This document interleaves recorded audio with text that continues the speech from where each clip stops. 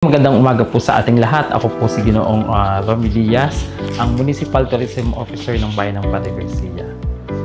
Way back 2016, okay, naupo ang aming minamahal na Mayor Mike or Michael Angelo C. Rivera.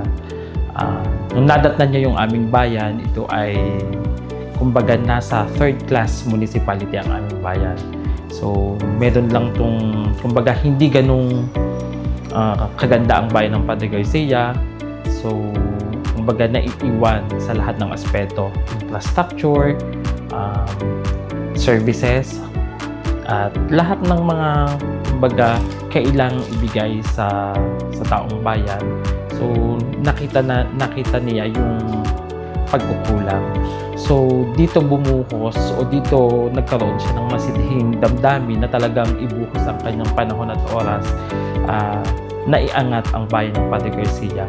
At ganun din, iangat ang pamumuhay ng bawat mamamayang Garciano. So, nangako siya. Maraming sinabi ang aming minamahal na Mayor Mike. Gusto niyang mabigyan ng makatapos ang kabataan dito sa bayan ng Padre Garcia. Nangarap siya magkaroon ng ospital. Nagkaroon din siya ng pangarap na nakita niya yung kahirapan ng mga tao na dinadialysis. So siya ay nangarap na magkaroon ng dialysis center ang bayan ng Padre Garcia. Hanggang sa nakita din ng aming Mayor Mike Rivera na kailangan din ng maayos na libingan. So nangarap din siya. So lahat ng kanyang mga pangarap sinabi niya nung siya nangangampanya. At nung nabigyan siya ng pagkakataon bilang umupo bilang punong bayan ng bayan ng Padre Garcia, doon umusbong.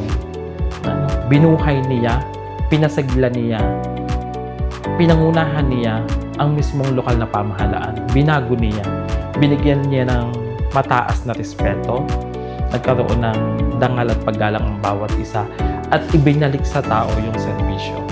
So, doon sa mga bagay na yun, masasabi kong napakagaling na leader ni Michael Angelo Rivera bilang punong bayan.